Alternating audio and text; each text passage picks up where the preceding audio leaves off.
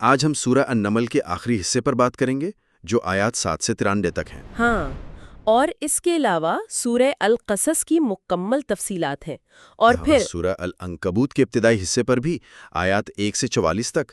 اس سب کا ہم نہایت گہرائی سے جائزہ لیں گے۔ میری نظر میں اس گفتگو کا مقصد صرف تاریخی کہانیوں یا پرانے واقعات کو دہرانا نہیں ہے۔ آج کے اس جائزے میں ہم دیکھیں گے کہ کس طرح ان صورتوں میں اللہ کی قدرت کاملہ کو بیان کیا گیا ہے۔ تاریخ کے اہم کرداروں جیسے حضرت موسیٰ علیہ السلام اور قارون کے واقعات سے نتیجے اخذ کیے گئے ہیں۔ اور سب سے بڑھ کر انسانی آزمائشوں کی حقیقت کو سامنے لایا گیا ہے۔ یہ مطالعہ اس لیے اہمیت کا حامل ہے تاکہ ان صدیوں پرانی حکمتوں کو آج کی زندگی کے حقائق اور رویوں کے ساتھ جوڑ کر دیکھا جا سکے۔ تو شروعات کرتے ہیں سورہ النمل کے آخری حصے سے۔ جہاں گفتگو کا آغاز کچھ بنیادی اور انسانی فطرت کو جھنجھوڑنے والے سوالات سے ہوتا ہے۔ واقعی انتہائی واضح طور پر پوچھا گیا ہے کہ آخر اس آسمان اور زمین کو کس نے پیدا کیا، کی جگہ کس نے بنایا؟ اور ایک انتہائی دل کو چھونے والا سوال یہ اٹھایا گیا ہے کہ جب کوئی انسان انتہائی پریشان حال اور مجبور ہوتا ہے تو اس کی آخری پکار اور دعا کون سنتا ہے؟ یعنی یہ سوالات سیدھے عقل کو دعوت دیتے ہیں، اور ان تمام سوالات کا جو واحد جواب ان آیات میں دیا گیا ہے وہ صرف اور صرف اللہ کی ذات ہے۔ بے شک بتایا یہ گیا ہے کہ انسان کے پاس جو کچھ بھی ہے، جو سہولیتیں اور نعمتیں اسے عطا کی گئی ہیں، اس میں انسان کا اپنا ذاتی کوئی کمال یا قدرت نہیں ہے۔ یہ احساس ان لوگوں کو غور کرنے پر مجبور کرتا ہے جو کھلی حقیقت اور دلائل سامنے ہونے کے باوجود حق کو تسلیم کرنے سے انکار کرتے ہیں۔ تفسیر یہ بتاتی ہے کہ ایسے حقیقت سے منہ موڑنے والوں کے لیے مثال دی گئی ہے کہ وہ بہرے ہو جاتے ہیں۔ صحیح، وہ سیدھی اور سچی بات کو سننے سے انکار کر دیتے ہیں، حالانکہ ان کے پاس اپنے اس انکار کی کوئی ٹھوس دلیل نہیں ہوتی۔ آج کے دور میں بھی ہم دیکھتے ہیں کہ انسان اپنی ترقی کے غرور میں ان بنیادی حقائق کو بھلا دیتا ہے اور سمجھتا ہے کہ ہر چیز اس کے اپنے قبضے میں ہے۔ یہ گھمنڈ ہی تو انسانیت کی سب سے بڑی بھول ہے۔ بالکل۔ اسی سورہ کے آخری حصے میں قیامت کی نشانیوں کا جو ذکر آتا ہے وہ واقعی حیرت انگیز اور ہوش ربا ہے۔ ہاں، تفصیلات بتاتی ہیں کہ جب قیامت کا وقت انتہائی قریب آ جائے گا تو زمین سے ایک جانور نکالا جائے گا جسے دبۃ الارض کہا گیا ہے۔ روایت اس بات پر روشنی ڈالتی ہیں کہ یہ جانور صفا کی پہاڑی سے نکلے گا۔ اور سب سے حیران کن بات یہ ہے کہ یہ انسانوں سے گفتگو کرے گا۔ اس کے ساتھ ہی پہاڑوں کے بارے میں ایک عجیب منظر کشی کی گئی ہے۔ یعنی جو پہاڑ آج ہمیں انتہائی مضبوط، جمے ہوئے اور ناقابل تسخیر نظر آتے ہیں، اس دن وہ بادلوں کی طرح ہوا میں اڑتے پھریں گے۔ یہ منظر اس بات کی گواہ ہے کہ دنیا کی کوئی بھی ٹھوس چیز ہمیشہ قائم رہنے والی نہیں۔ اور اسی لافانی طاقت کے تصور کو واضح کرنے کے لیے اس سورے کا اختتام 3 مختلف کرداروں اور ان کے انجام پر ہوتا ہے۔ اچھا، پہلا کردار ان لوگوں اور قوموں کا ہے جنہوں نے تکبر کیا، جیسے فرعون اور قوم سمود، جنہوں نے خود کو سب کچھ سمجھا اور آخرت کا انکار کیا۔ نتیجتاً ہمیشہ کے لیے نشان عبرت بن گئے۔ پھر دوسرا کردار حضرت سلیمان علیہ السلام کا پیش کیا گیا ہے، جنہیں دنیا کی ایسی بے مثال طاقت، وسائل اور حکومت ملی جس کی مثال تاریخ میں نہیں ملتی۔ مگر اس سب کے باوجود انہوں نے کوئی غرور نہیں کیا بلکہ عاجزی اور شکر گزاری اختیار کی۔ اور تیسرا کردار ملکہ سبا کا ہے، جو ایک انتہائی طاقتور ملکہ تھیں۔ لیکن جب انہوں نے حق کو پہچانا اور انہیں دلائل ملے تو بغیر کسی ذاتی انا یا ہچکچاہٹ کے فوراً اسے تسلیم کر لیا۔ صحیح، یعنی یہ تینوں کردار دراصل انسانی رویوں کی مکمل نمائندگی کرتے ہیں کہ طاقت ملنے پر انسان یا تو فرعون بن جاتا ہے یا سلیمان علیہ السلام جیسی عاجزی اپناتا ہے، یا پھر حق سامنے آنے پر ملکہ سبا کی طرح سر تسلیم خم کر دیتا ہے۔ انہی رویوں اور تکبر کی جب ہم بات کرتے ہیں تو ذہن خود بخود اس عظیم واقعے کی طرف چلا جاتا ہے جو قرآن نے سورہ القصص میں انتہائی تفصیل کے ساتھ بیان کیا ہے۔ سورہ القصص جو مکمل طور پر حضرت موسیٰ علیہ السلام اور فرعون کے واقعات پر مبنی ہے۔ حیرت کی بات یہ ہے کہ قرآن میں کسی اور جگہ حضرت موسیٰ علیہ السلام کی ابتدائی زندگی اور ان کے بچپن اور جوانی کی ایسی باریک تفصیلات نہیں ملتی جیسی اس سورہ میں جمع کر دی گئی ہیں۔ اس پر یہ غور کرنا بہت اہم ہے کہ آخر یہ تفصیلات یہاں اتنی گہرائی سے کیوں بیان کی گئیں۔ تفسیر اس راز سے پردہ اٹھاتی ہے کہ ان تفصیلی واقعات کا اس مقام پر آنا دراصل اس بات کا پختہ اور زندہ ثبوت تھا کہ حضرت محمد صلی اللہ علیہ وسلم پر وحی نازل ہوتی ہے۔ مکہ کے جن حالات میں وہ رہتے تھے وہاں نہ تو ایسی کتابیں تھیں اور نہ ہی انہوں نے کسی استاد سے یہ واقعات سنے تھے۔ اس کے باوجود انہوں نے پرانی صدیوں کی ایسی سطح اور درست معلومات پیش کیں جو ان کی نبوت کی سب سے بڑی دلیل بن گئیں۔ یعنی یہ اس بات کا اعلان تھا کہ یہ معلومات کسی انسانی دماغ کی پیداوار نہیں بلکہ براہ راست اللہ کی طرف سے عطا کردہ علم ہے۔ ان واقعات کا جو تسلسل سورہ القصص میں بیان کیا گیا ہے وہ انتہائی سبق آموز اور جذبات سے بھرپور ہے۔ شروعات فرعون کے ظلم اور اس کی سیاسی ترکیبوں سے ہوتی ہے۔ بیان کیا گیا ہے کہ فرعون نے لوگوں کو گروہوں میں تقسیم کر دیا تھا تاکہ انہیں آپس میں لڑا کر کمزور رکھ سکے۔ وہ بنی اسرائیل کے لڑکوں کو بے دردی سے قتل کرواتا تھا جبکہ لڑکیوں کو زندہ رکھتا تھا تاکہ ان سے مشقت لی جا سکے۔ لیکن وہیں اللہ کی منصوبہ بندی دیکھیے کہ اس نے ارادہ کیا کہ انہی پسے ہوئے اور مظلوموں کو طاقت بخشی جائے اور انہیں ہی اس زمین کا وارث بنایا جائے۔ اچھا، اس منصوبے کا آغاز جس حیران کن طریقے سے ہوتا ہے وہ دنیا کی کسی کہانی میں نہیں ملتا۔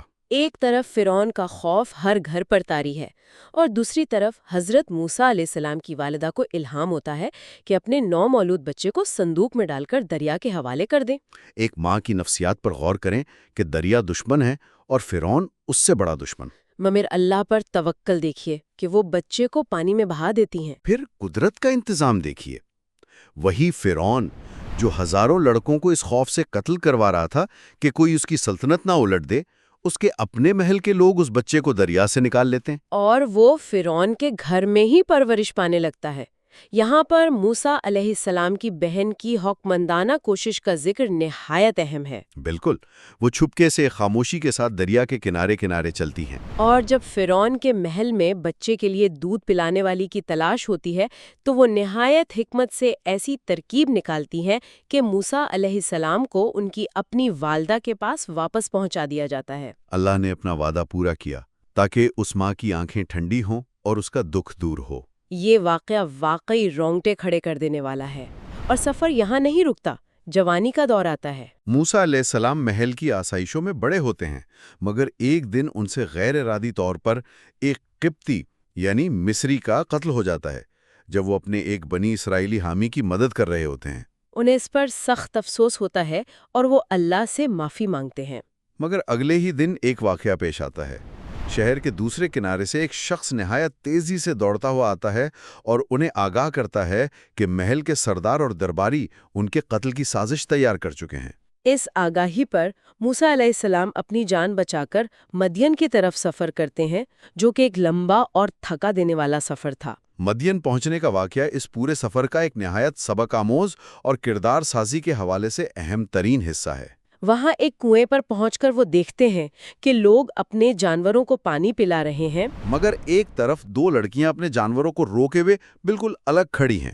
موسیٰ علیہ السلام اس مصیبت کی حالت میں ہونے کے باوجود دوسروں کی مدد کرنے سے پیچھے نہیں ہٹتے۔ جب وہ ان سے وجہ پوچھتے ہیں تو لڑکیاں بتاتی ہیں کہ جب تک یہ مرد چرواہے چلے نہ جائیں وہ پانی نہیں پلا سکتی کیونکہ ان کے والد انتہائی بزرگ ہیں۔ اور وہ خود اس بھیڑ میں جانا پسند نہیں کرتی۔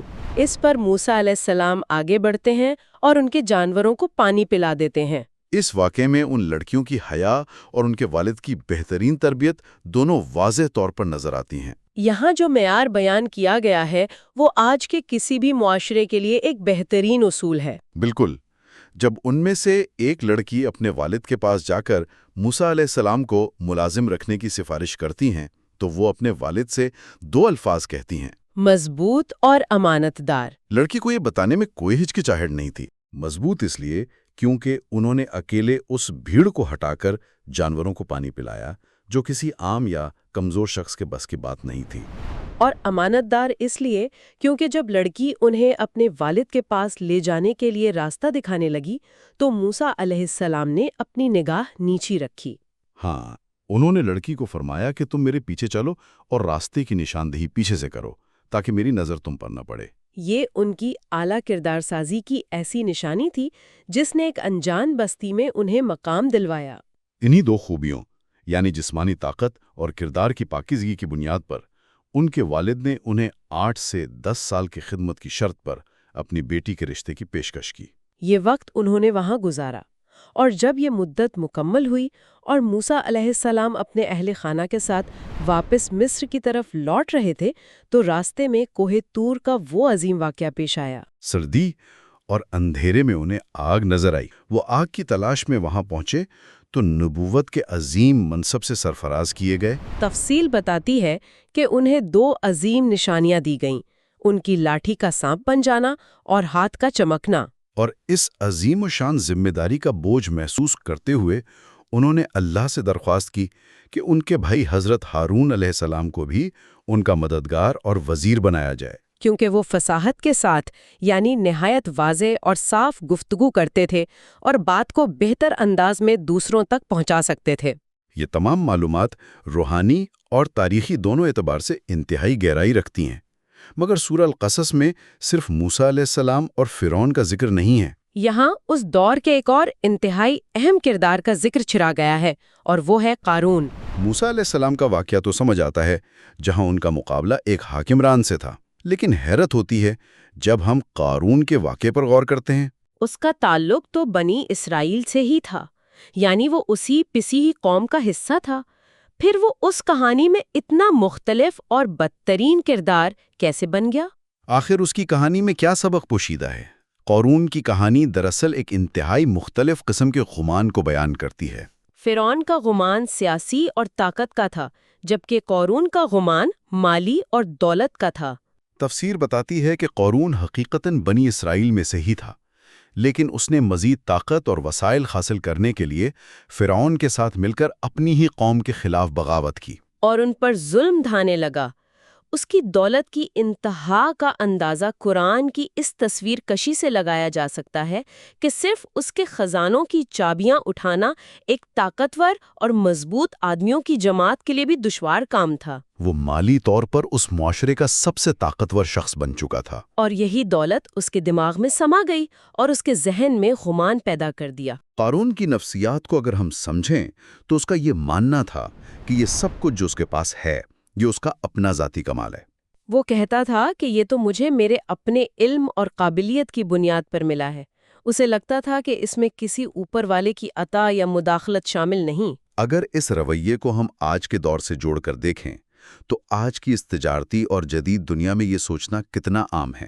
جب کسی کو کامیابی ملتی ہے، بڑا عہدہ یا دولت ملتی ہے، تو وہ سمجھتا ہے کہ یہ میری ڈگری، میری محنت، میرے دماغ کا نتیجہ ہے۔ لوگ اپنی محنت سے بننے کا دعویٰ کرتے ہیں اور اللہ کی عنایت کو بھول جاتے ہیں۔ قارون کے واقعے میں بیان ہوا ہے کہ جب وہ اپنے مکمل ٹھاٹ بات اور زیورات کے ساتھ نکلتا تو دنیا دار لوگ اسے دیکھ کر آہیں بھرتے اور اس جیسی دولت کی تمنا کرتے تھے۔ مگر جو اہل علم تھے، جو حقیقت آشنا تھے، وہ جانتے تھے کہ دنیا کی ان فانی چیزوں سے بہتر اللہ کا اجر اور اس کی رضا ہے۔ اور آخرکار اس تکبر اور اپنے آپ کو عقل کل سمجھنے کا انجام کیا نکلا؟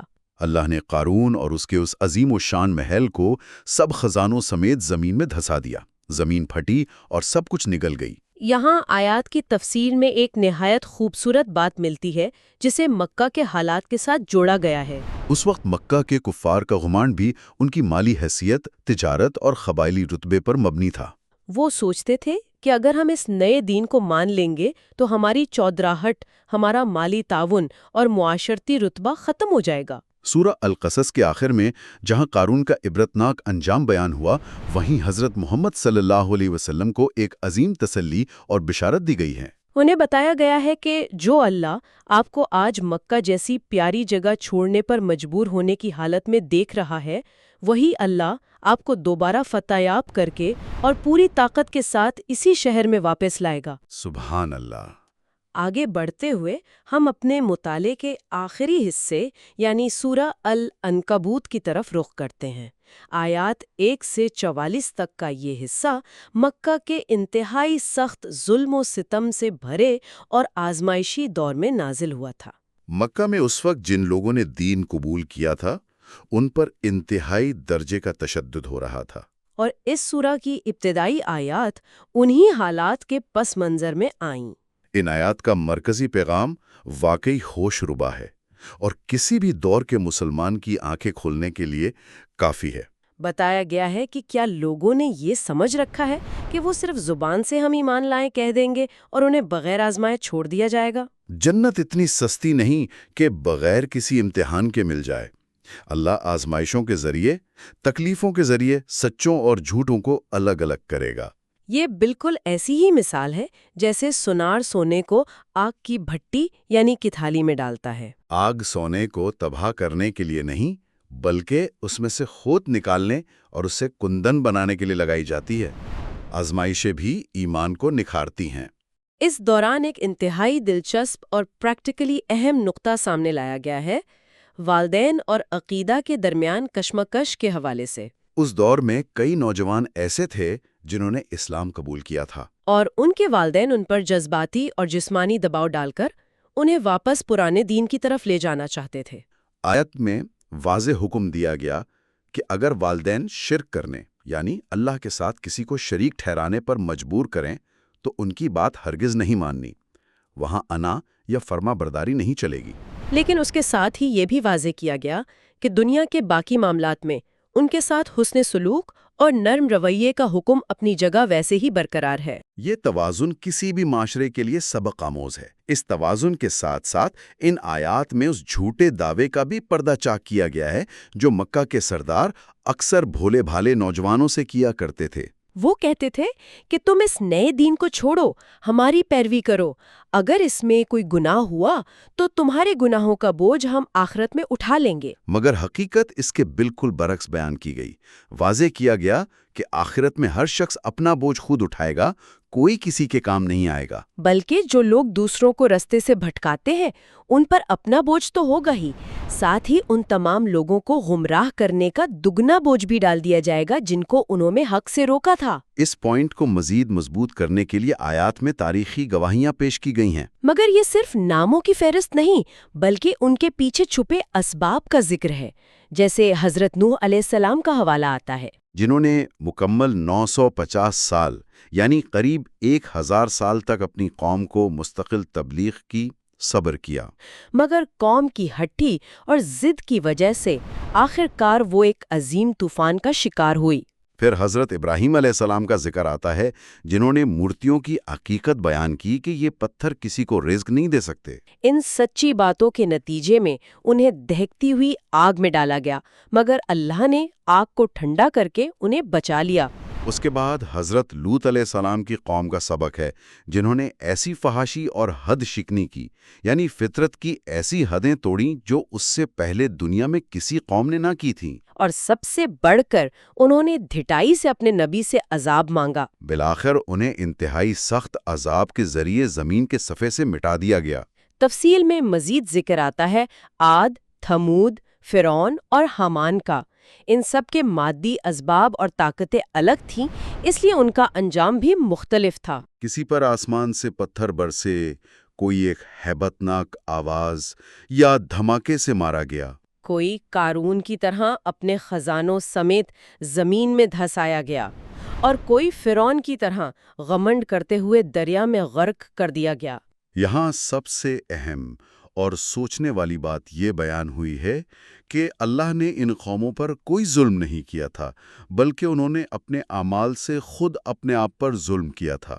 اور ان تمام تاریخی اور روحانی حقائق کو بیان کرنے کے بعد اس سورے کی سب سے بنیادی مثال سامنے آتی ہے جس پر اس سورے کا نام بھی رکھا گیا ہے، مکڑی کا جالا یعنی عنکبوت۔ یہاں آ کر یہ ساری لمبی گفتگو ایک انتہائی اثر انگیز پوائنٹ پر جمع ہو جاتی ہے۔